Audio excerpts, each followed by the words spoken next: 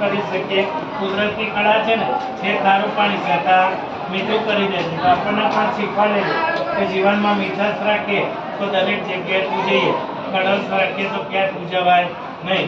હું તમારી જોડે મીઠાશ રાખીશ તો તમે મને બીજી વાર બોલાવશો, કડવાશ રાખીશ તો બોલાવશો નહીં. બરાબર? તો ભગવાન આવું છે.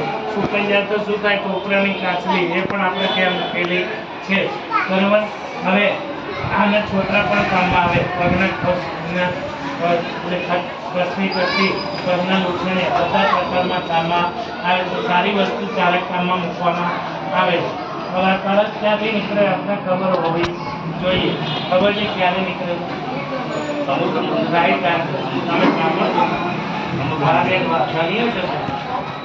રાજકોટ છો? વાહ, સરસ. તો ભૂદેવ છે એટલું જ્ઞાન.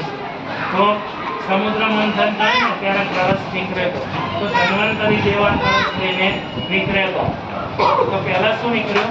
કારકોટ નામનો ઝેર નીકળ્યું. તો ઝેર ભગવાન કે પીવા ઉભા રહ્યા નહીં. કોણે પીધું? ઘોડા નાખે એટલે એમને નીલકંઠ કહેવાય. નીલ એટલે ઝેર અને કંઠ એટલે ગળું. એ નાભી સુધી ના ઉતાર્યું. ક્યાં સુધી ઉતારી? ગળા સુધી ઉતાર્યું એટલે નીલકંઠ કહેવાય. પછી નીકળ્યું અમૃત. તો અમૃત માટે તો દેવદાના બધા ઝઘડવા માંડ્યા.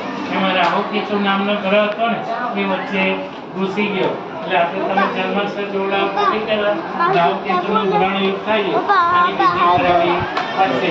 પણ ગ્રહો બધાને નડે. મારા બાબાને કાલ કંઈક કરાય છે, બેબીને લઘુ મુદ્રા કરાય. એવું નથી તમને બામણ નહીં ના નડે, બધાને નડે. અને અહીંયા જન્મ લીધો તો ક્યાં જન્મ થયો એમનો? જેલમાં થયો ને, મથુરાની.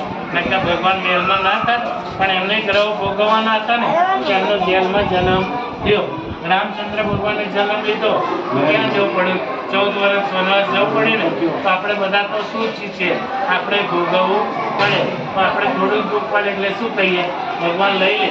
શું લઈ લે? ઉપર જગ્યા હોવી જોઈએ ત્યારે ભગવાન એમ લેતા નથી. જ્યાં સુધી પૂરું ના થાય ત્યાં સુધી ભગવાન લેતા નથી.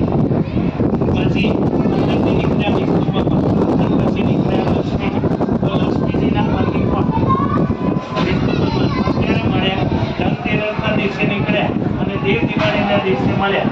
ગણી નાખો કેટલા દિવસ થાય? ધનતેરસ દેવ દિવસ,